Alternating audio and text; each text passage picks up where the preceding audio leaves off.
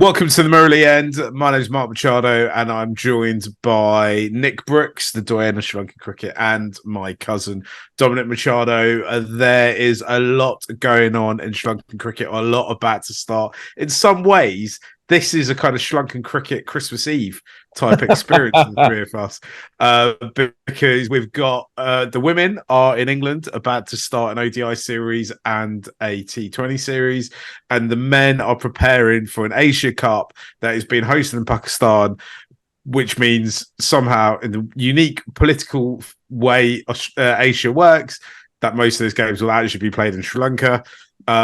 So we've got a lot to chew over during this episode. Before we crack on with anything, though, I've got to ask you to hit the subscribe button. Follow us on social media. We're at Murali Pod. You can find us all on there. We're all tweeting and stuff like that on Twitter or X, if you prefer to call it that. We're also on Instagram and Facebook. And tell your friends and family and everyone else who might have any sort of passing interest in Sri Lanka cricket that we are here. Let's start off with talking about that Asia Cup, because finally, after what feels a lifetime, Sri Lanka managed to announce their squad. Dom, it's been a difficult few days for Sri Lanka, though, because we thought that we had a pretty kind of set squad. We thought we knew who the bowling options would be. We thought we knew who was who's gonna be second, third, fourth choice. But we've been hit by an injury crisis on the eve of a major tournament yet again. This time we can't blame soft outfields though. So what's going on? What do you make of this squad? What do you make of everything that's happened in the past week or so regarding this the team that will be taken to the Asia Cup? Thanks, Mark. So I guess the way I'll explain this is I was teaching my 6-year-old son about what IEO means. He knows the phrase, he's heard it many times, but he wants to know, okay, what does it mean? And I think this is the definition of IO. We hear Dushmantha Chamira is out again, IO, right? And then we hear Hasaranga is going to be out, IO. And then you do it repeatedly over and over again. It's this cascading effect of depression, difficulty. How are we going to make it through this tournament? So first, dealing with those emotions of thinking, okay, we have a stacked squad. We can compete with the Giants here. This is our chance to really put ourselves back on the map in white ball cricket. To, okay, we're back in the situation where our bowling unit has crumbled on the eve of a major tournament. And I honestly can't remember the last tournament that didn't happen for what it's worth. So I think, though, despite those struggles, and we need to talk about what can SLC do to keep its fast bowling stocks healthy and safe, because it seems like some of these injuries are recurring injuries. So Lahira Kumara's side strain is something that he's picked up. Dilshan Madhushanka tears his oblique, right? And again, side action that's going on. Chamira, we know the problems there, and we tried to wrap him up in a cotton ball, and it hasn't worked. And that's particularly sad. I feel like we've missed Chamira's prime in terms of bowling. And of course, Hasaranga, soft tissue injury. Of course, we'll all question the wisdom now of Candy B. Love sending him out or letting him continue bat and letting him can come out to bowl after having an injury to his hamstring. But let's put aside those injuries concerns for now and talk about the squad. Last week, we had a great discussion about all the different possibilities we could have with the Lankan lineup and how Dasan Chanaka might be on the outside looking in. He has now become arguably the most important player in our side over these last couple days. And I think if you kind of have to highlight two players who are going to be key for this Asia Cup run, it's the captain and vice captain, Dasan Chanaka and Kusal Mendes. Those are the two guys that can really drive the engine and push us over the top. Yes, we've had some devastating bowling injuries, but I think the stocks are still, the cupboard is not totally bare. We still have Mahesh Dikshana. Well, Alagay bowled brilliantly well throughout the IPL. Ashwin gave him a shout out on his podcast today, which, big news for any cricketer. Benura, I'm glad to see him back in the squad. We had talked about some surprise that he hadn't been brought back in, and he's coming off a good LPL, and I think he's ready to go out there and perform. And of course, we always have DDS's reliable offspin. I'm curious to see what seam combination we go with. I think Patirana has to play. He's the aside from Thikshana, the X factor bowler that we have. So I'm curious to see what SLC does in terms of selection. And one last thing I'll flag. We're going to follow kind of KJP's recovery from the flu as it's listed on Sri Lanka Cricket's website here. Whether he'll recover in time for that first game or whether we'll go into that first game probably with Sadira instead of KJP. Nick, don't touch on this just there. We are down to our kind of sixth choice in the squad. Seema, who appears to be Pramod Madhushan. And we've talked about this the last few weeks. There's a lot of depth in Sri Lanka's bowling attack, right? I know it's really tragic that Shamira is not there, and Kumara and Madhushankar as well. Are big losses for SL, but it's not all doom and gloom, though, is it? Hey, Marky. No, not at all. I think it's obviously really sad for Sri Lanka to lose, arguably, their sort of top three seamers. You might say that Chamira, Kumara, and Madhushankar, if everyone are fit, would probably be the picks. But the cupboard's a long way off being bare. I mean, I think back to 2007. If Vas, Malinga, and Dilhara had gone down, I think Sri Lanka would have been like scratching their heads with what do we do? And it's a great sign that we've still got options, and actually pretty dynamic options. I think probably the three seamers who will likely play on Thursday will be Patirana, Rajitha, and Benura, which I think is still a pretty darn good seam attack. Madhushan will be the spare seamer. I was wondering what's happened to Asitha Fernando, because he was back for that second test against Pakistan, didn't play in the LPL at all. And now I hear reports that he might be off to Nottinghamshire for a bit of the last stretch of the county championship. So I don't know what's happened to him in terms of white ball cricket. We shouldn't forget that he's a Asia Cup hero with the bat. But yeah, no, the stocks are a long way off being bare in the seam bowling department. For me, actually, the biggest loss is Hasaranga. And I was kind of playing out combinations in my head this morning. And without Hasaranga in the team, I think you feel like you're either kind of a bowler short or a batter short. And I'll be interested whether they think, do they go with 4 frontline bowlers and then use Shanaka and Dhananjaya to bowl the remaining 10, or do they feel that leaves them a little bit short-handed and that they need Will Alagate in there as well?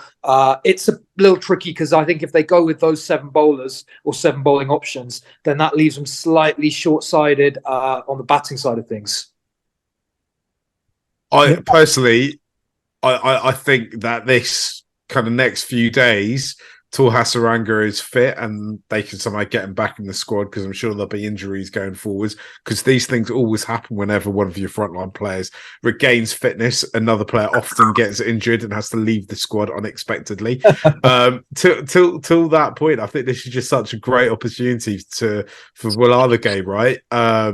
He's kind of been around for about a year now in Sri Lankan cricket. In the national side, maybe a slightly bit longer. I can't remember exactly when he made his debut in the senior sides.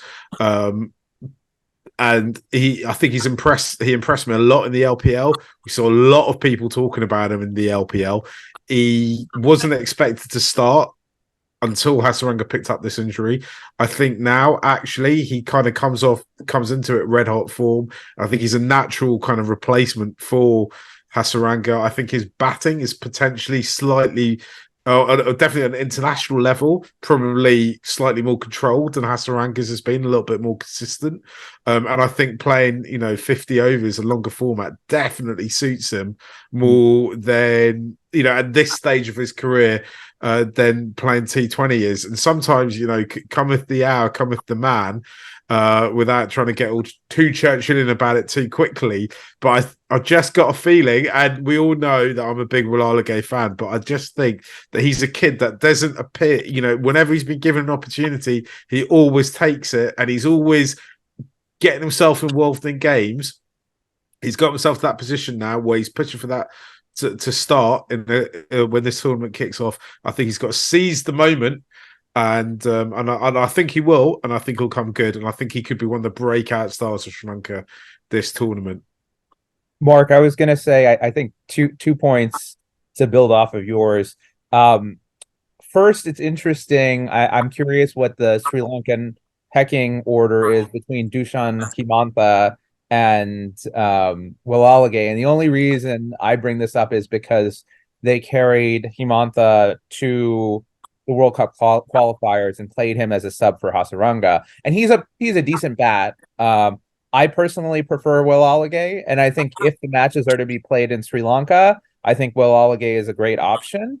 The second point I'll make is to build off the sort of cautious optimism. We remember and think back to the ODI series with Australia last year, played in Sri Lanka, where Hasaranga goes down, right, to a hamstring injury. Mulali comes in and performs guns blazing. We hadn't discovered Dilshan Madhushanka. Matisha Patirana wasn't even playing. I think Pramod got his cap during that series. And we had Shamira and Chamika basically doing the fast bowling. So I wonder, and this gets back to Nick's question about combination, I think perhaps if we're thinking maybe more short term here, how do we maximize an Asia Cup on Sri Lankan soil without the full fast bowling stocks? You might go with something like Shanika at 7, Mulali at 8, Diksha at 9, and then 2 seamers.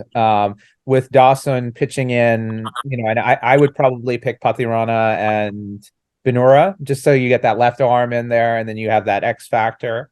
I think you have Diksha and Dawson bowling a few power play overs alongside Binura, and then you have some flexibility after that. But that's kind of my initial thought for a lineup.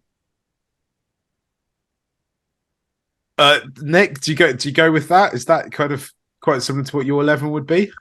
Yeah, I actually hadn't sort of considered that. I was thinking that they would probably go with 3 seamers, but I think that makes sense because then that gives you 6 frontline batters. I was wondering whether Charith Asalanka might fall out because, he hasn't been in great form, but he's averaging 40, striking above 90, which I think are the best figures out of any of the Sri Lankan batters. So, he's done it over a long period of time. I think it's interesting, and I think that really the key is for Sri Lanka to treat this Asia Cup as a trial run, right, and to test things out, because it is really a stepping stone towards the World Cup. I think in terms of expectation, you want to see them qualify from the group, and then whatever happens from there is a bonus. And so, I think that what Dom says, Shanika, Mulali, Thikshana, Patirana, Binura, makes sense with, I guess, a likely top 6 of Dimuth, Pathum, Kusal Mendes, probably Sadira to start with, Kusal Pereira's flu, and then Charith and Dhananjaya. So, I'm happy with that. I think that looks a pretty strong team, and with options. Were you two, and I'll come to Nick first on this, were you surprised that some of the older, more senior players alongside Dimuth didn't get picked? Because obviously we can't have a Sri Lanka squad now in any format without social media erupted in, it's good to see Uncle Angelo and Uncle Dinesh were left at home for this one. Do you think that's it for them now, Nick, or do you think that they might at some stage get back into one of the ODI formats? I'm only laughing because it's just become such a point of such a polarizing issue online, right? For every Angelo fan, there's an Angelo detractor. And for every Chandimal fan, there's a Chandimal detractor. It's the sort of great battleground, isn't it? I think I mean, if you'd asked me before the before the LPL, I would have said that both of their white ball careers internationally were done. I think both of their performances gave a glimmer of hope to their fanboys that there might still be life in the old dogs yet. But I think it would take something quite surprising for them to be brought back. To be honest, Avishka Fernando was the guy who I was surprised wasn't in this 14 or 15. There was talk online that he too has the flu that Crystal Pereira is currently convalescing with as well. So I don't know. Maybe I get the impression there's 6 or 7 players, is it, who've got various injuries who you would have thought could have been in this squad. Somebody just tweeted me and goes, "Who replaces Banura when he gets injured?" Well, you'd hope maybe Kumara might be fit enough to take the place. That maybe at that stage Hasharanka might be fit enough to come into the squad, or maybe if we need a batting option, bring in Avishka, right? Well, that's the talk, right? That Kumara's side strain isn't that serious, and that he might be sort of back in contention by the middle of the Asia Cup if we make it past the group, and that Hasaranga might also be available for the back end. Yeah. I guess the question too is, if we're using this as a training run for the World Cup, how much do you want to push 2 players who have had recurring injuries, right? This isn't the first time Hasaranga has done his hamstring, and it's not the first time Kumara's had a side strain. So is it necessary to rush them back? I think the question probably with Hasaranga is a bit more important because, one, we do have spin bowling stocks. Less likely that someone will totally break down from that. Kumara, perhaps more relevant if we fall down the list a bit more. Yeah. And I mean, it presents a great opportunity for guys like Benora and Patirana, who certainly wouldn't have played all of the games if everyone was fit. And I think one of those guys could emerge as a 10-over banker who you think sort of makes themselves a must-play for the World Cup by putting in really good performances over the next week or so. And that's what happened in last year's Asia Cup, right? Yeah, exactly, Dom, right? I don't think anyone was really aware of Dilshan Madashanka going into that, and then he just burst onto the scene. Yeah, I remember recording something quite similar to this time last year, and no one knew who he was. It was just like, who is this guy? Where have they got him from? And now he's one of the most coveted bowlers in the world, right?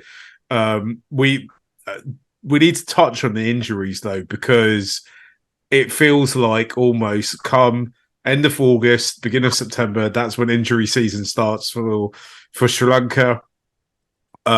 It's a great reason not to do well in big ICC tournaments. This has been reoccurring now for 3 years? This is our 3rd season off it. SLC need to do better, don't they? They need to get the boys.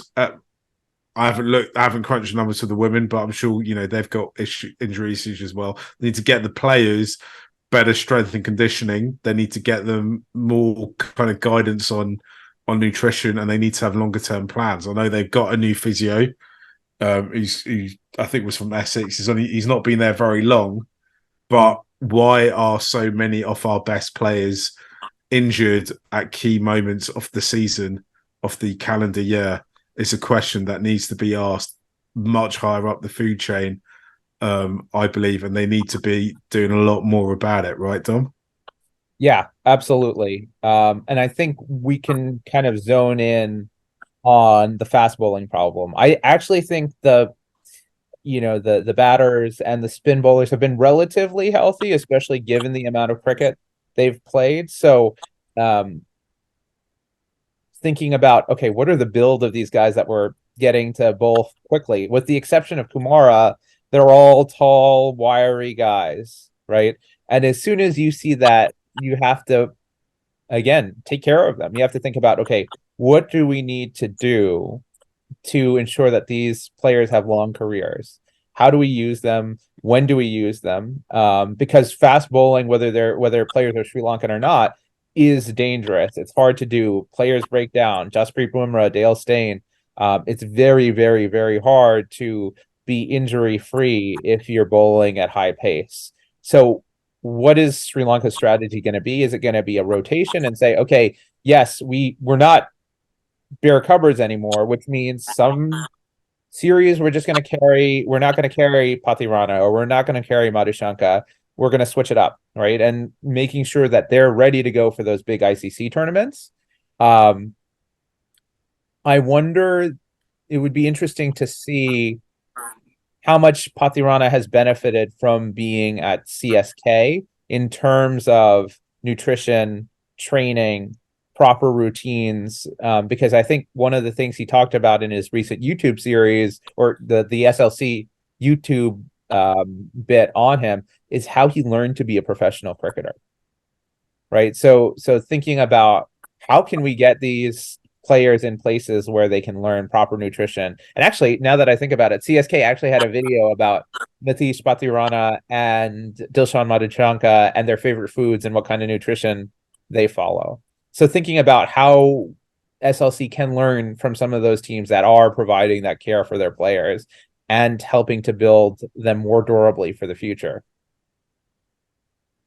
Nick, but if you're SLC, you're listening to me and Dom talk about it, you're going to come back to us and say, but every country's fast bowlers are always injured, right?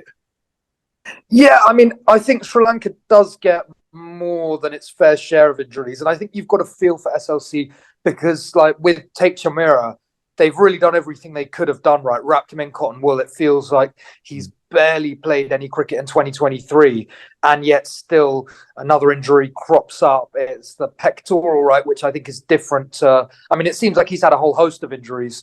And it's a tricky situation. And I don't know whether there's something to be said about, I've heard the argument a lot that the damage is done in childhood, and the often fast bowlers coming up don't eat enough protein during their adolescent years. And then, I mean, I'm not a scientist, I don't know, but I think that it's a tricky problem, and it's something that's going to have to be looked at closely, because I mean, bowlers like Patirana and Madhushanka with those kind of actions face even more strain than your average fast bowler. Benora is another one who's huge, which also, sort of seems kind of ominous. So Sri Lanka, SLC are really going to have to take a look at what they can do to keep these guys out on the field.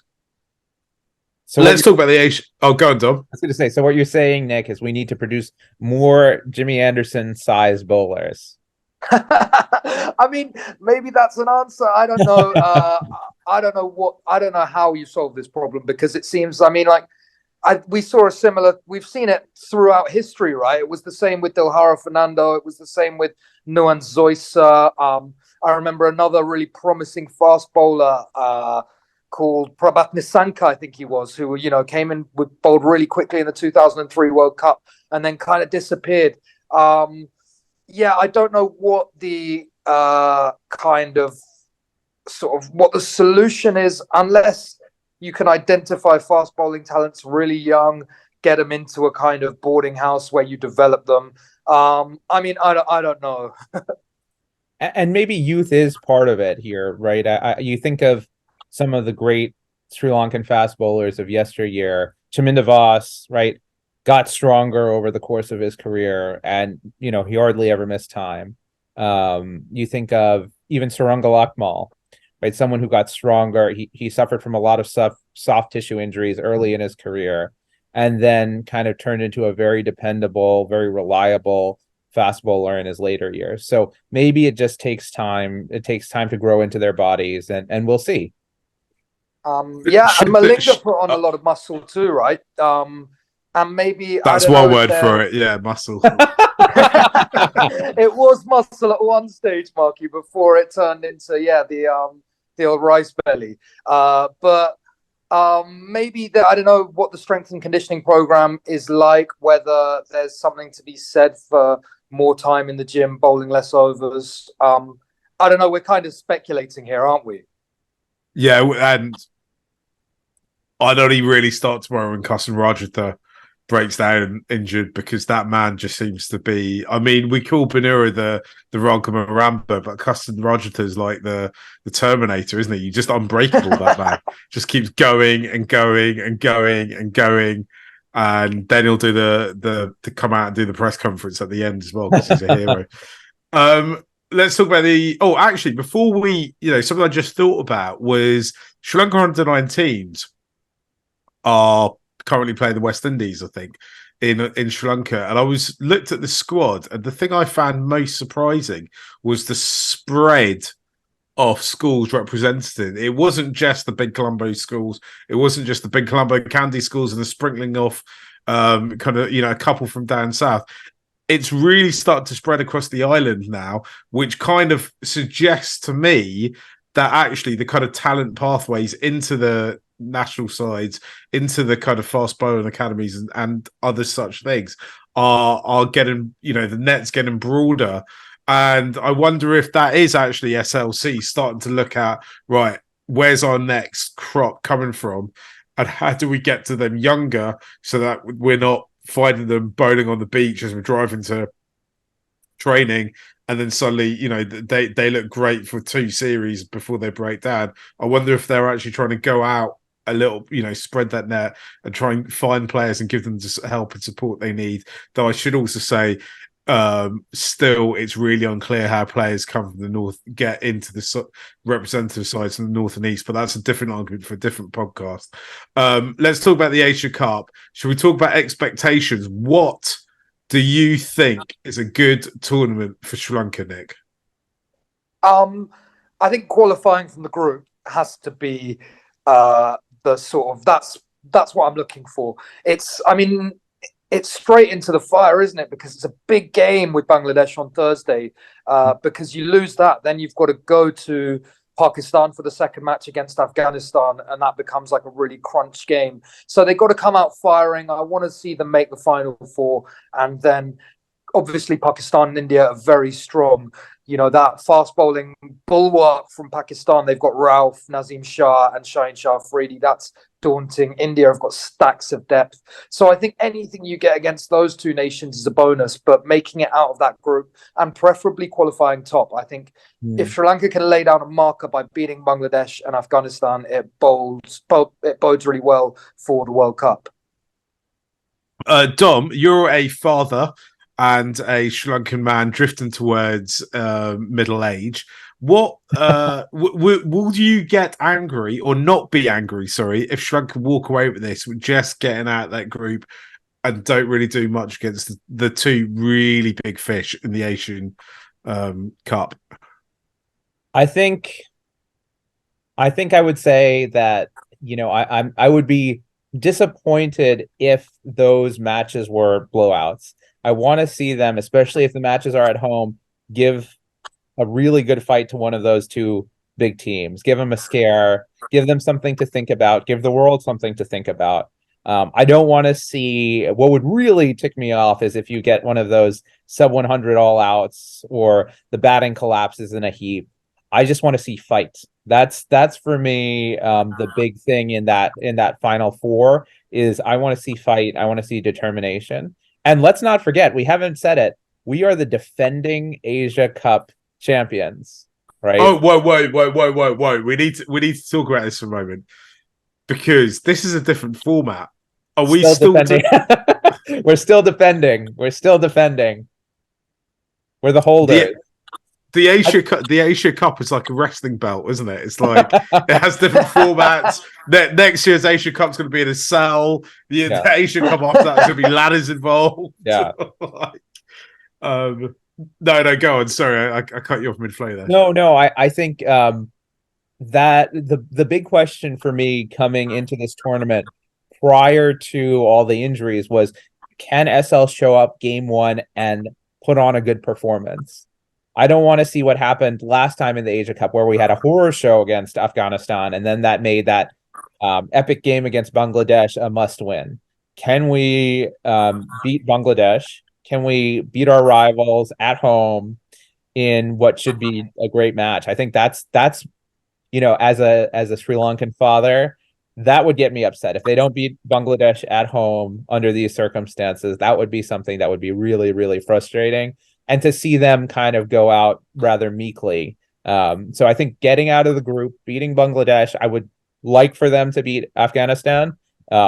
Afghanistan is going to be a very, very good side. That bowling unit is no joke at all. And their batting has come a long way as well. We can't get Ibrahim Zadran out, so we got to figure that out. But beat Bangladesh on Thursday. That's the drum that I'm beating here. Nick, can we have a moment where we talk about this rivalry with Bangladesh? Because Andrew Fidel Fernando, who I'm going to refer to as a friend of the podcast, did a really great video for ESPN Cricket Info all about rivalries, right? And he talked about the Nagin dance from 2018 and how Sri Lanka mocked that. I think we should insert here now that basically in Sri Lankan culture, mocking is everything. I think that's a fair thing to say. I feel the rivalry is based around, it comes mainly from Bangladesh. And I think the rivalry is all about, actually, Bangladeshi cricket is much bigger and in some ways much better organised and much richer than Sri Lankan cricket is. Yet Bangladesh had never won anything. And actually, Sri Lankan cricket, kind of off the field, compared to what the Bangladesh fans consider, looks like a bit of a shambles. That's not my thoughts. That's the thoughts I'm reflecting upon the Bangladeshi fans. Yet Sri Lanka always seem to get it right at major tournaments and quite often get to the back end of it and have had I think now we can kind of say had two golden eras, or at least periods of kind of dominance. And I think that's what actually really grates the Bangladeshi fans. You're throwing fuel on the fire here, Marky, of this rivalry. Yeah, I loved Fidel's video. I thought it was a great little preview for the tournament ahead. And I mean, this has to be the stupidest rivalry in all of cricket, right? The Bangladesh-Sri Lanka one.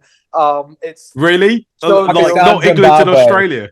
No, yeah, I mean, well, they're all stupid, but I guess when you break them down, aren't you? The Pac Bean but game. This one, no, the Pac Bean's a very serious thing.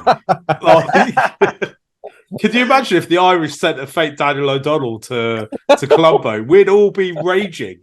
We'd be so angry. Like the president would ban Guinness from Sri Lanka if that ever happened. Sorry, Nick, I cut you off there. No, all good, man.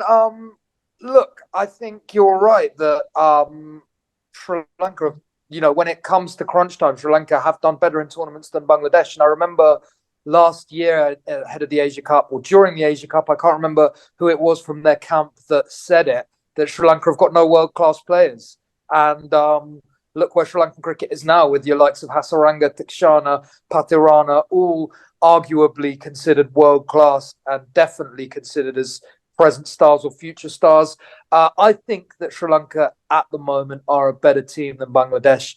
I'm going out and saying I think we're going to beat them on Thursday. Dom, start the tournament, start the series at home. Sri Lanka never do well though, do they? Yeah, it's going to be a nerve-wracking one. I think that's where, if we're going to go somewhere in this tournament, we need the batters to step up. We need them to put a score on the board. We need them to get runs. And a score on the board in Sri Lanka is different than in Pakistan or in India. But we need them to get, 250, 260 plus and get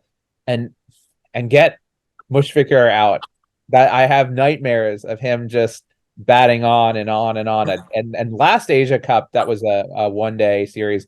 He scored, I think, like 140 against us or something like that. And Tamim came on with like one leg as the 10th batsman.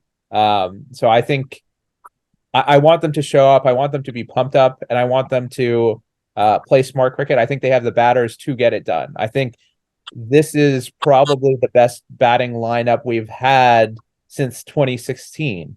There's experience, there's talent. They need to do their part in this tournament.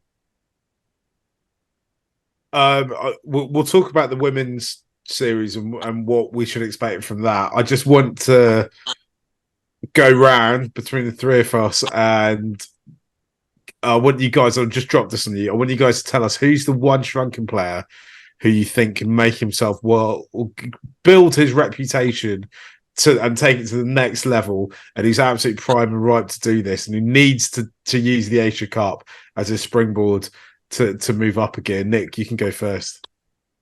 Man, I really don't want to do this because whenever I make these predictions, I curse the player and they end up scoring like 7 runs across the tournament. So I'm going to be really conservative and say good old Dimuth Karunaratne is going to have a quality tournament. He's going to anchor the innings for Sri Lanka and make himself undroppable ahead of the World Cup. Dom? I'm going to say Kusal Mendes. I think he's been in great form. He's vice captain. And if he has a big tournament, that will change Sri Lanka's fortunes in these tournaments. If he doesn't score, it will be tough for them to win. So he's the guy who can really, and these are top quality bowling attacks, and he can show what he can do against all of them. And he scored against all of them. He should be able to do it. I'm going to go with DDS. I think he's getting more and more, it appears to be or feels to be getting more and more consistent, having a larger and larger impact on games. And I think we could be approaching kind of prime DDS years right now. And this could be the tournament, a nice a home, not home tournament to kind of lay that marker down and make the rest of the world aware that maybe he's finally realizing some of that potential all those Sri Lankan dads out there saw in him all those years ago. Lads, let's finish with the podcast. We're talking about Sri Lanka women on tour in England. Sri Lanka women kind of came off out of COVID and kind of disappeared for a little while. They've been back playing in the last kind of 2 years or so, I think it's been, maybe 18 months. Play relatively consistently. Our last outing was about 6 weeks ago, or was it maybe a little bit less actually, against New Zealand, where they historically won the T20 series and lost the ODI series. They're going to come to England. England are a much better side than New Zealand are, and coming to play in England is always difficult for Asian sides, regardless of where Asia they're from and regardless of the gender. But Sri Lanka do possess a secret weapon. Well, not so secret weapon. That's Charmery, Atapatu, who appears to be very well known to the cricket viewing public, but not so well known to the people who sign players for various franchise leagues across the world. Dom, what are your expectations and what's going to happen in this series? So I think we talked about this last time. One of the things that's interesting is that England is resting some of their key or is planning to rest some of their key players. So I'm hoping that a little bit of comeuppance will be served for the idea that the Sri Lankan women's cricket team is a walkover, and I'm pipping them to win at least one T20 game and to compete well in the one-day series. And I think that will serve them with a lot of confidence moving forward. And I'm also hopeful that we'll see Sri Lanka's world-class players, both batters and bowlers, step up. I want to see a big series from Chamre. She was in good nick in the sort of exhibition game. And I want to see Inoka dominate. And I would love to see that. I would love to see, again, as you said, Mark, that recognition that, maybe some owners around the world are saying, okay, we should draft some of these Sri Lankan women into our squad. So I want to see them have those banner performances that put them on the map, see them dominate quality opposition, and I want to see them win a match. Nick, what you expecting? Anything different from Dom? Not too much different from Dom. I mean, I think obviously England have huge strength and depth. I saw that Tammy Beaumont was left out of the T20 squad despite having a really good 100. I think if Sri Lanka can win a game, I think it would be great. I would love to see Chamari produce big performances, but then also there's some young players in the Sri Lanka squad to be excited about. I saw Vishmi Gunaratne scored a 50 against the England development team yesterday, and I think she's hugely exciting. She's just turned 18. There's a couple of other exciting youngsters in the squad, the likes of Kavisha Dilhari and Kauya Kavindi. So I think if one of those players could come and announce themselves, that would be great. How's the weather been in England, Mark? Has it been sunny, and is there a chance we're going to get some dusty, dry wickets? Because there's stacks of spin bowlers in the Sri Lanka squad. And so I wonder if that's one area where we could maybe unsettle England's batters. I don't think the conditions are going to favour Sri Lanka this time around. The weather's not been great. That said, I'm in London. I spend very little time outside of London. All the other games that Sri Lanka play all the games Sri Lanka play will be out of London. I should be at the game Hove on Thursday, and I should be in Essex on Saturday as well. If you see me, if you're listening, come and say hi. I'd love to chat. I'm hoping, like you, Nick.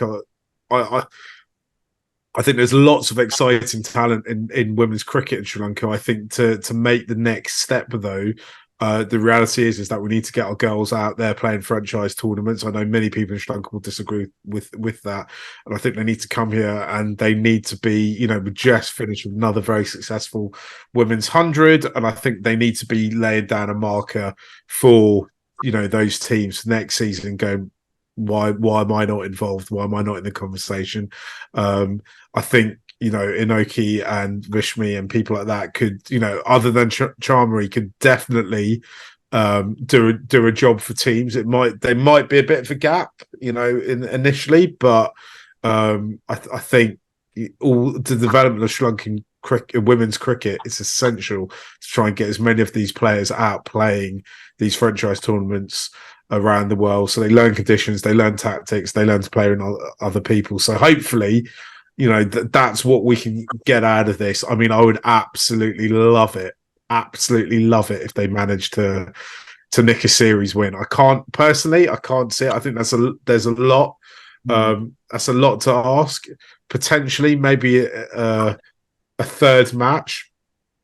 If England win the first two quite comfortably and try to experiment with the third match of each series, then maybe Sri Lanka might have a chance. But if they can, with these girls, anything is possible, right? If you use the Scottish method, then Sri Lanka finished third in the World Cup, because I think they only lost to South Africa, right?